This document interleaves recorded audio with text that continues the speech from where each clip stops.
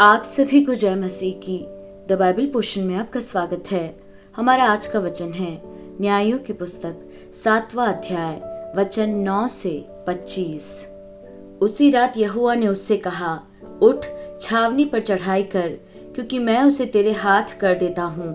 परंतु यदि तू चढ़ाई करते डरता हो तो अपने सेवक फूरा को संग लेकर छावनी के पास जाकर सुन कि वे क्या कह रहे हैं। उसके बाद तुझे उस छावनी पर चढ़ाई करने का साहस होगा। तब वह अपने सेवक फूरा को संग ले उन हथियारबंदों के पास जो छावनी के छोर पर थे उतर गया।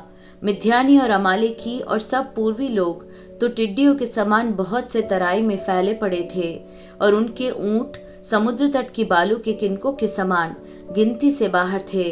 जब गीदोन वहां आया तब एक जन अपने किसी संगी से अपना स्वप्न यूं कह रहा था, सुन, मैंने स्वप्न में क्या देखा है कि जौ की एक रोटी लुढ़कते लुढ़कते मिद्यान की छावनी में आई और डेरे को ऐसा टक्कर मारा कि वह गिर गया, और उसको ऐसा उलट दिया कि डेरा गिरा पड़ा रहा। उसकी संगी ने उत्तर दिया, यह योआश के पुत्र गीदोन नामक एक इस्राएली पुरुष की तलवार को छोड़ कुछ नहीं है। उसी के हाथ में परमेश्वर ने मिद्यान को सारी छावनी समेत कर दिया है। उस स्वप्न का वर्णन और फल सुनकर गीदोन ने दंडवत किया और इस्राएल की छावनी में लौटकर कहा, उठो, यहोवा ने मिद्यानी सेना को तुम्हारे वश में कर दिया है। तब उसने उन 300 पुरुषों के 3 झुंड किए और एक एक पुरुष के हाथ में एक नरसिंगा और खाली घड़ा दिया, और घड़ों के भीतर एक मशाल थी। फिर उसने उनसे कहा, मुझे देखो और वैसा ही करो। सुनो, जब मैं उस छावनी के छोर पर पहुंचूं, तब जैसा मैं करूं वैसा ही तुम भी करना।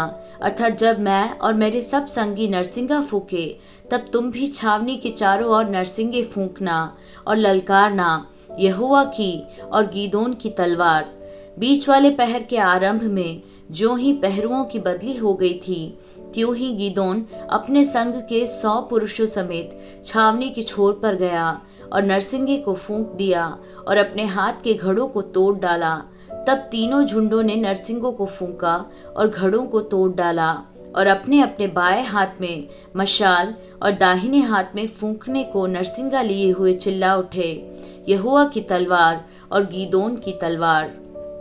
तब वे छावनी के चारों ओर अपने अपने स्थान पर खड़े रहे, और सब सेना के लोग दौड़ने लगे, और उन्होंने चिल्ला चिल्ला कर उन्हें भगा दिया, और उन्होंने 300 नरसिंगों को फूंका, और यहोवा ने एक एक पुरुष की तलवार उसके संगी पर और सब सेना पर चलवाई।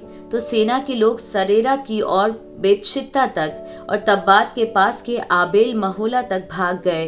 तब इस्राएली पुरुष नप्ताली और आशेर और मनश्शे के सारे देश से इकट्ठे होकर मिद्यानियों के पीछे पड़े, और गीदोन ने एप्रेम के सब पहाड़ी देश में यह कहने को दूत भेज दिए, मिद्यानियों से मुठभेड़ करने को चले आओ, और यरदन नदी के घाटों को बेतबारा तक उनसे पहले अपने वश में कर लो। तब सब एप्रेमी पुरुषों ने इकट्ठे होकर यरदन नदी को बेतबारा तक अपने वश में कर लिया।